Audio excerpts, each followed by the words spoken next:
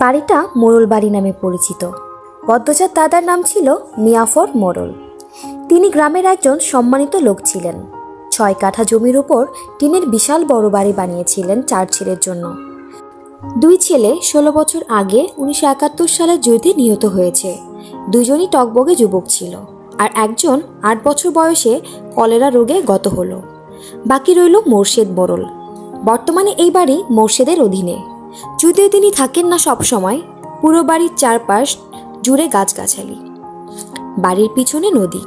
রাত 9টা বাজলেই পরিবেশ নিশুতি রাতের রূপ ধারণ করে। রাতের এই নির্জন প্রান্ত ঝিঝি পোকা ডাকে ছেয়ে গেছে।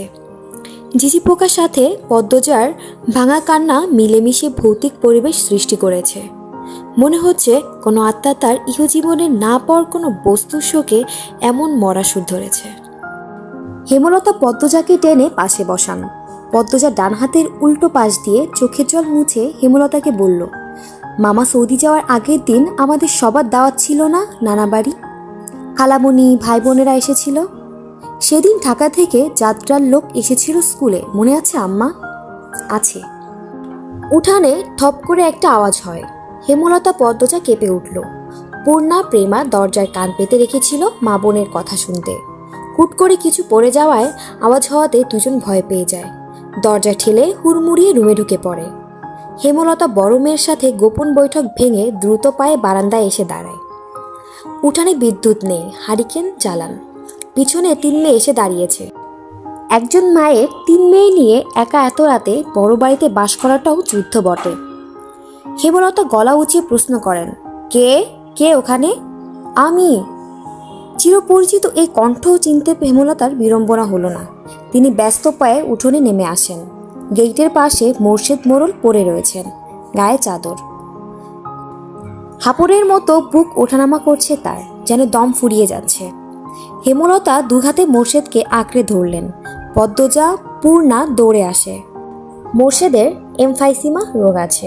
এ রোগের অল্প চলাফেরাতেই শ্বাসটানের উপক্রম হয় এবং দম ফুরিয়ে যায়। শ্বাস নেবার সময় গলার শিরা ভরে যায়। 3 মা মেয়ে মোর্শেদকে ধরে রুমে নিয়ে আসে। মোর্শেদ এভাবেই হুটহাট করে বাড়ি ফেরে, কোনো কাকডাকা ভোরে, কখনো নিশুতি রাতে বা কখনো কাঠফাটা রোদে। মোর্শেদ মোড়লের এমফাইসিমা রোগটা ধরা পড়ে 7 বছর আগে। মোর্শেদের অ্যাজমা ছিল, আবার ধূমপানে খুবই আসক্ত ছিলেন।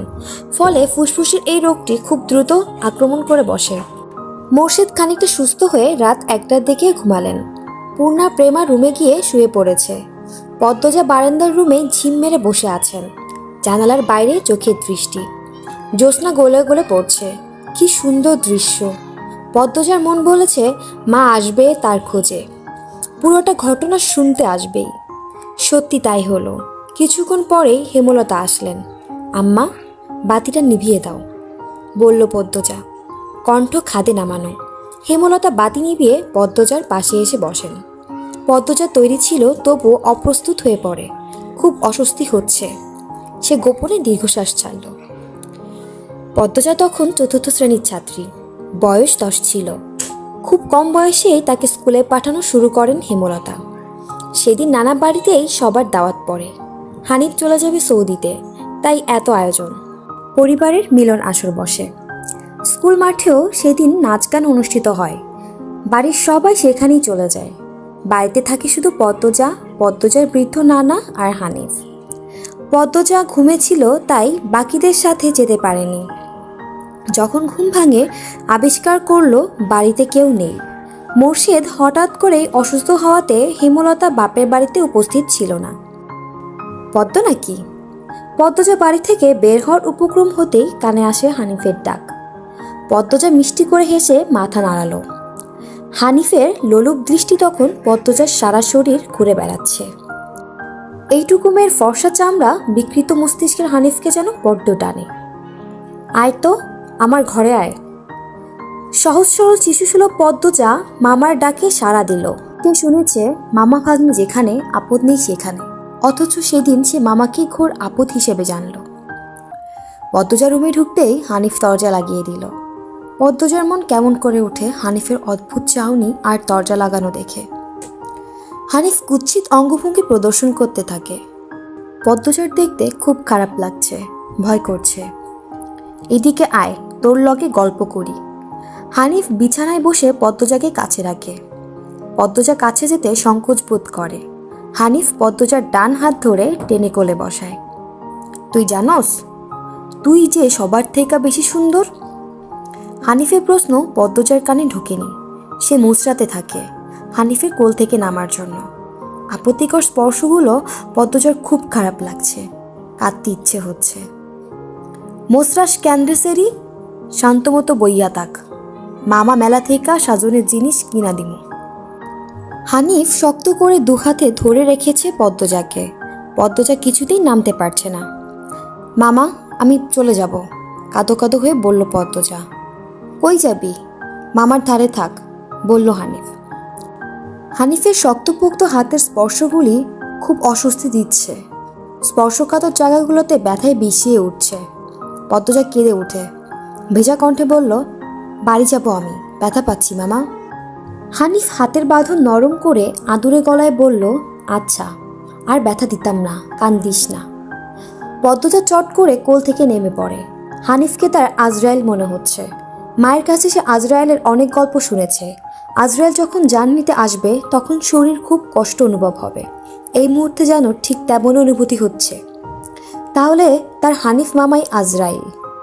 পদ্মজা দরজা খুলতে পারবে না, তাই হানিফকে ভীত কণ্ঠে অনুরোধ করল, মামা দরজা খুলে দাও। কেন? আমি তোরে যাইতে কইছি? হানিফের কর্কশ কণ্ঠের ধমকে পদ্মজা ভয়ে কেঁপে উঠল। তার চোখ বেয়ে জল পড়তে থাকে। হানিফ পদ্মজাকে জোর করে কোলে তুলে নেয়। পদ্মজা কাঁদছে, তার খুব ভয় লাগছে, বারবার বলছে, মামা আমি বাড়ি যাব। হানিফের তাতে বিন্দুমাত্র ভুরুক্ষেপ নেই। বাড়িতে কেউ নেই, বৃদ্ধ সৎ বাবা কানে শুনে না। পদ্মজা হানিফকে কিলঘুষি দিতে থাকে, সেই সাথে জোরে জোরে কান্না শুরু করে। এভাবে কাঁদলে পাশের বাড়ির যে কেউ চলে আসবে। হানিফের রক্ত টকবক করছে উত্তেজনায়। সে দ্রুত ওড়না দিয়ে পদ্মজার মুখ হাত পা বেঁধে ফেলল।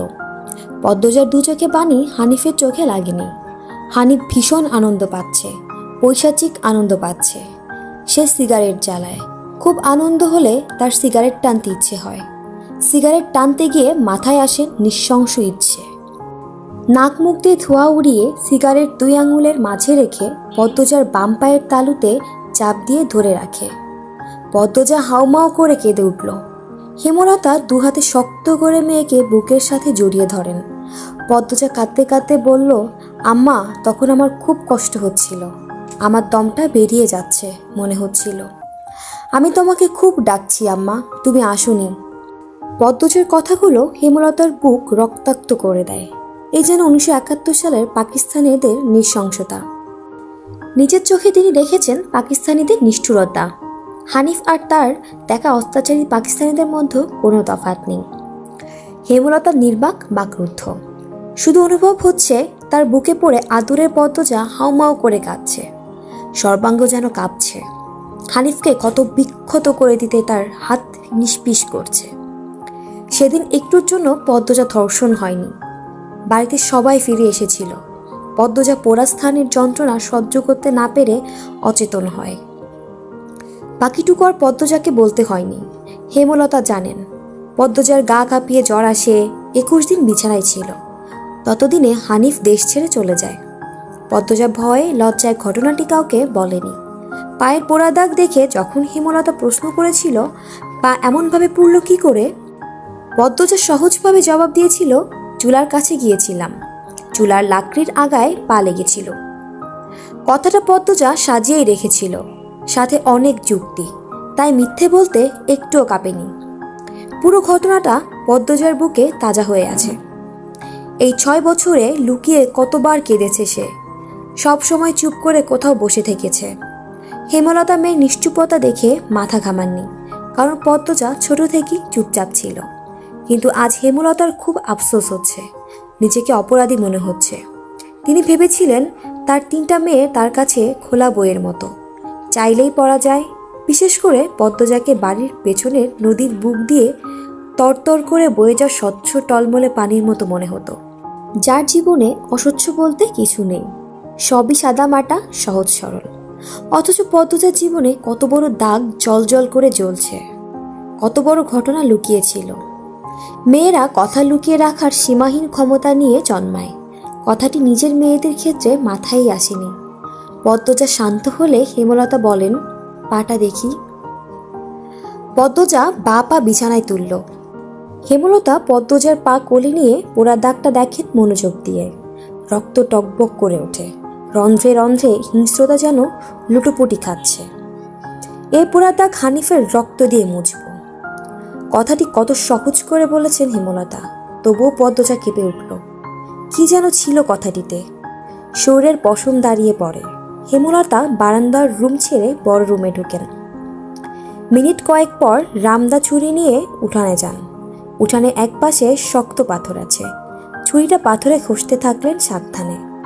ঘষতে ঘষতে পাথর গরম হয়ে আগুনের স্ফুলিঙ্গ দেখা যায়, মানে থার হয়ে গেছে। পদ্মজা বারান্দা থেকে দেখছে। অজানা আশঙ্কায় তার বুক কাঁপছে। হেমলতা বারান্দা পেরিয়ে রুমে ঢুকতে যাবে, তখন পদ্মজা উৎকণ্ঠিত গলায় ডাকল, আম্মা। আন্নার চাচার এক মেয়ে নিখোঁজ, শুনছিস তো বড়দের মুখে? সে মেয়ে ধর্ষক হানিফ। ধর্ষণের পর পুঁতে ফেলেছে। অলন্দপুরের এই একটা মানুষই এতটা নৃশংস। আমি তখন ঢাকা পড়তাম। বাড়ি এসে জানতে পারি ঘটনা। আমার অনুরোধ আর কান্নায় আমি সেদিন মুখ খুলিনি। এত বড় পাপ চেপে যাই। সেই শাস্তি আমি ধীরে ধীরে পাচ্ছিলাম। আজ পুরোপুরি পেয়ে গেলাম। আমার পাপের শাস্তি শেষ হয়েছে। হেমলতা কথা শেষ করে জায়গা ত্যাগ করলেন। কি ধারালো তার প্রতিটি বাক্য। হেমলতার মুখ দিয়ে যেন আগুনের স্ফুলিঙ্গ বের হচ্ছে। পদ্মজার মস্তিষ্ক শূন্য হয়ে পড়ে।